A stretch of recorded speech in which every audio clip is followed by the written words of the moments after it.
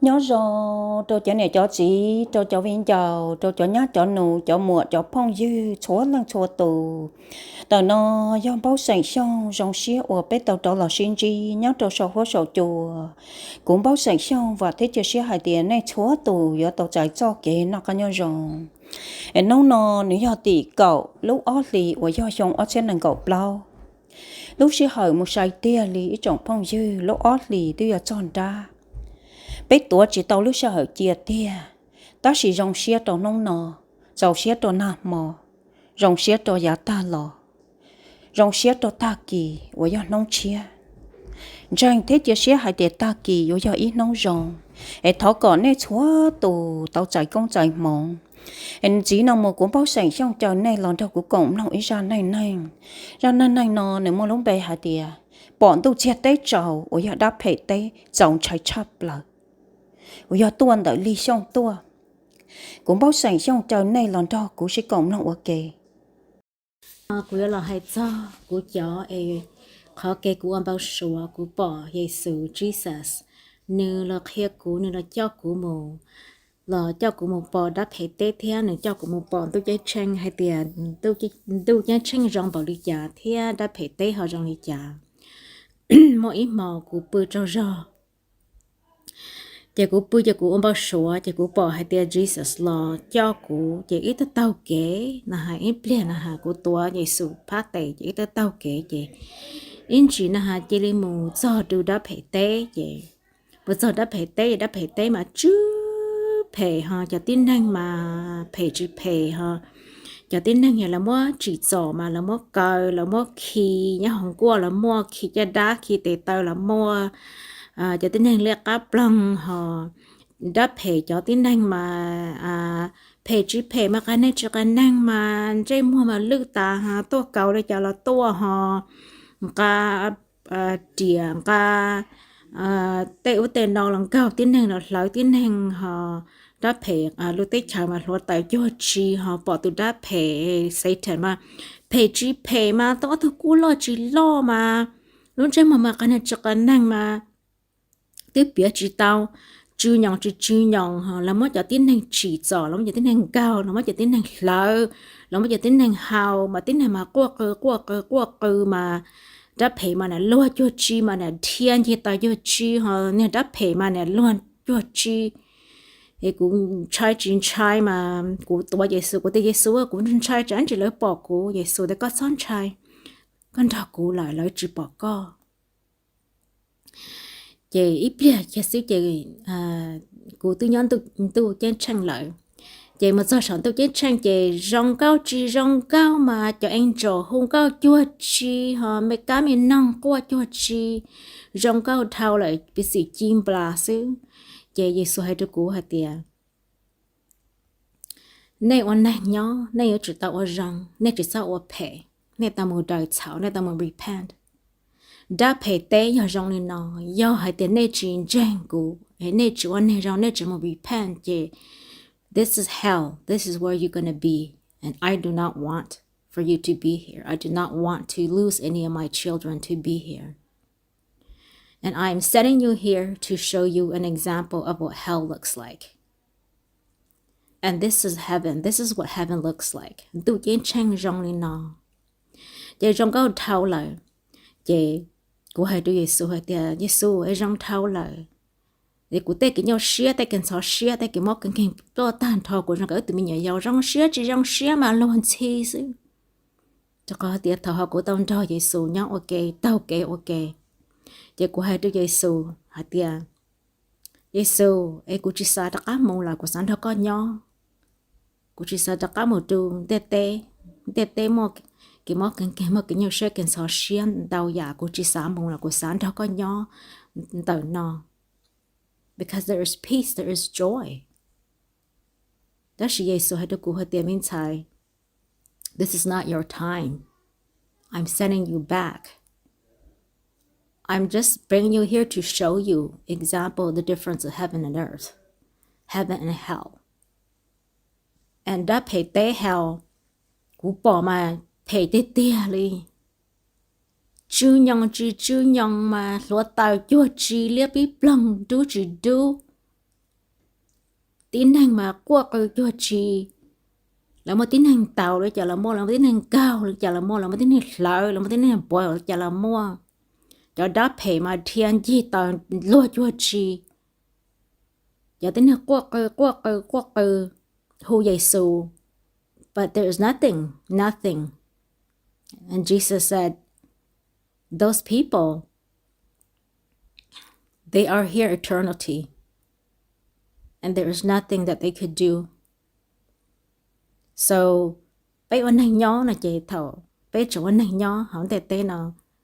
bây giờ có righteousness mới đòi thầu, bây giờ này thầu, bây giờ nó ở thầu. We are sinners. Ta chỉ Giêsu đi tuột thành bây giờ cái thầu,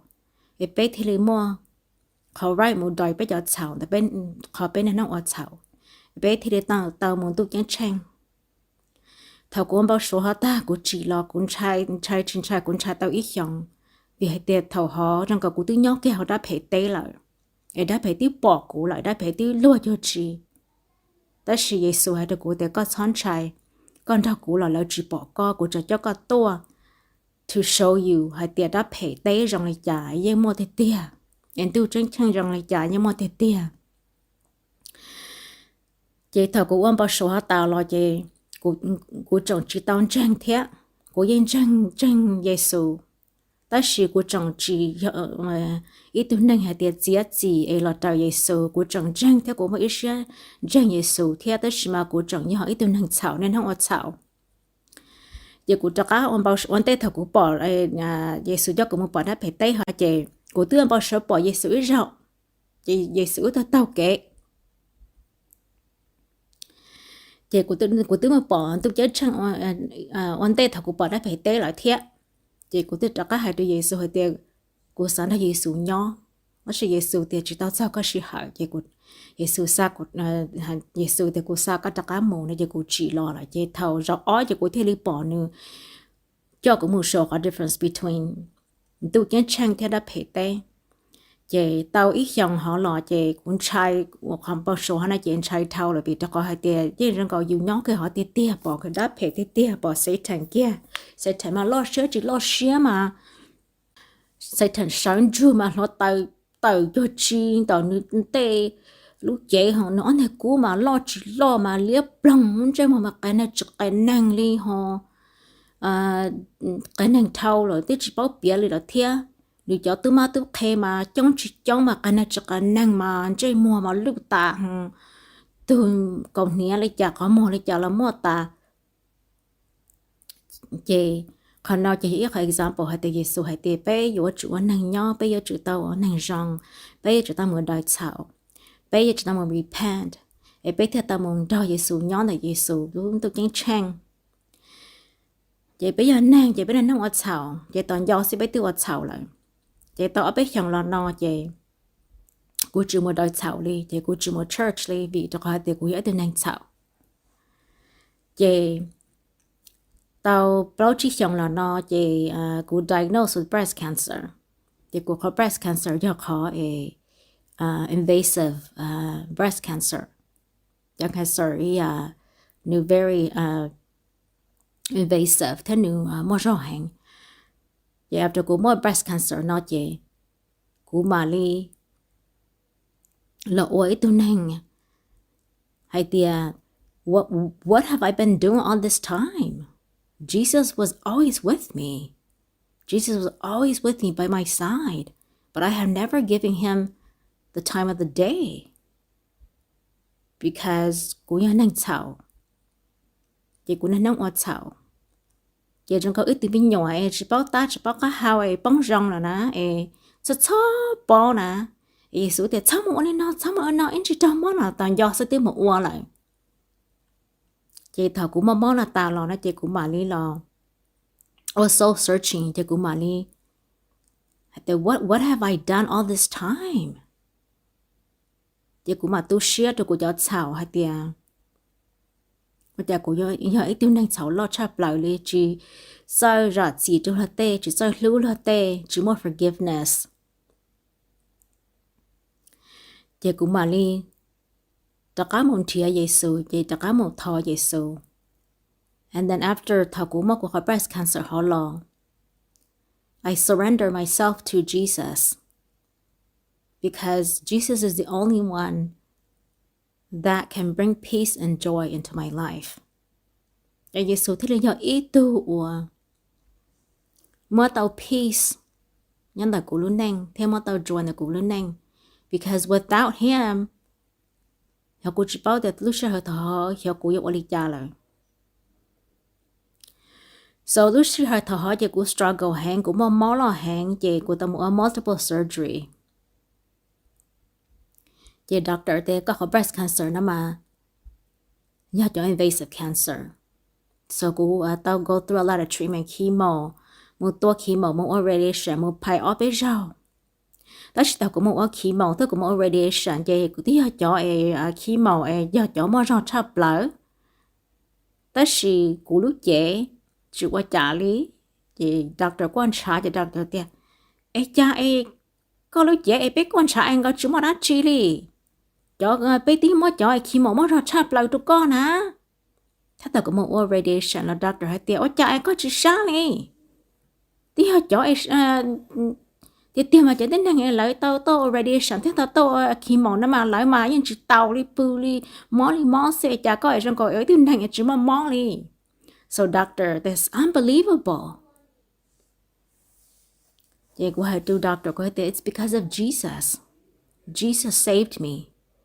I was a sinner.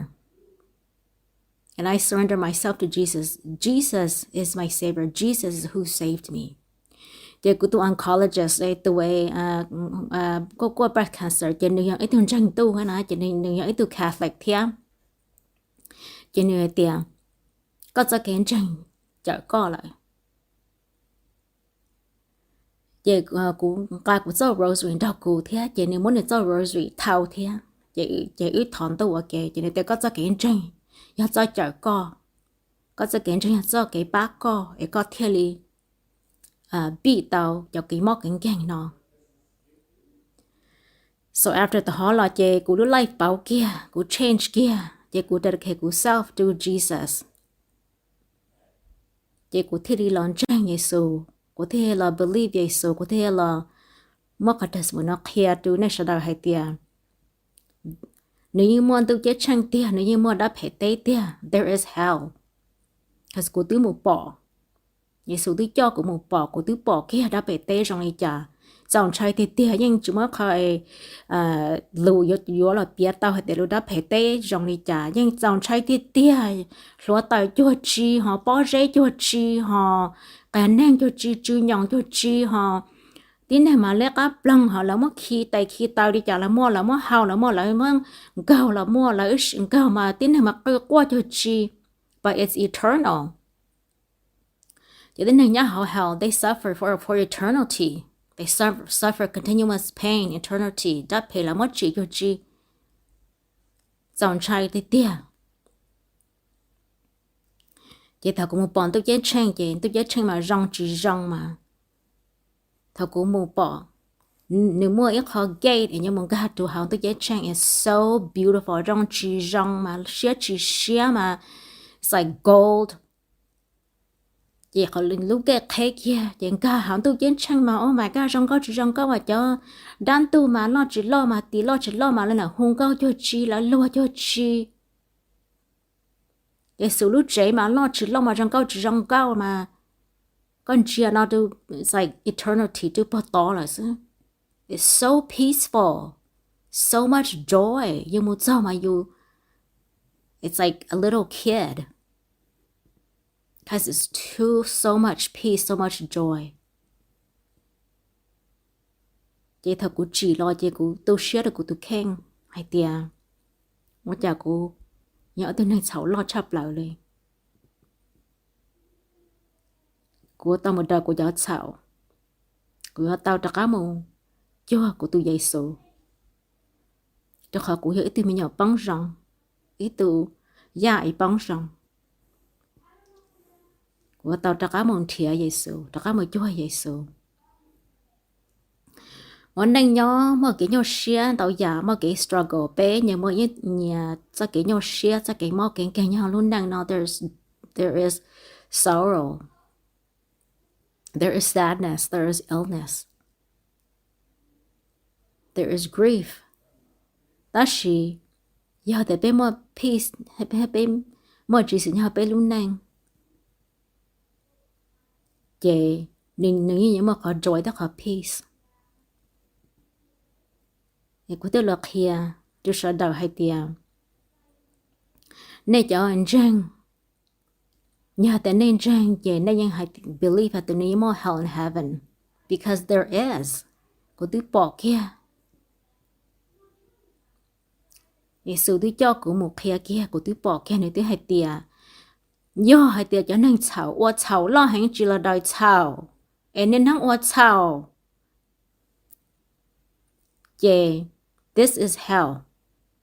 This is where they're gonna be. And cho and believe in me, repent. And this is heaven. This is where they will be. So thọ họ chạy cũng bao số họ tài cũng chỉ cái lọ chạy cũng chạy tia li. Vì hạt tia trong cả cũng tôi nhóc khen tạo lại. Chạy cũng theo li. Bảo là ít tiêu năng. Cũng yên chỉ hạt tia cũng nhờ. Cho nên nó chảo ta shi after của họ là cho của thiên chẳng hạt tia there is really heaven and earth. And the only savior is Jesus. Jesus is our savior. Because cũng chỉ sao bóng một đứa đáp hệ tế. Của sao mà tôi kiến trang đó. Của từ Chúa Giêsu nhắn tôi kiến trang. Chỉ sao mà bóng tôi đã phải tế. Chỉ sao có lên thì bóng tôi đã phải tế. Sở đầu yếu chủ. Tao là repent. Tao muốn đời chào. Tao muốn Chúa Giêsu. Thế thì tao mà nhắn tôi kiến trang. And those who believe in Jesus, believe me, there is hell. You do not want to be in there. Giờ thế này tao experience của họ experience này nên tao mà bỏ ta phải tế nè. It is dòng chai tê tia này nè. Nothing in this earth chỉ mới lo lầu vô bia tao hay tao nè. Có difference em mới bỏ tôi chén chăng nè rằng câu tê tia, more peace more joy tê tia chỉ mới lo lầu nhau tê tia nào vô bao tao.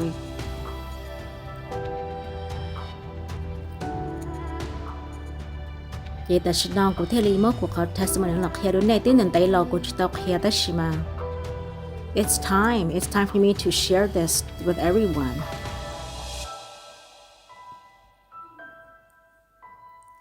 Tôi chẳng tao sẽ đợi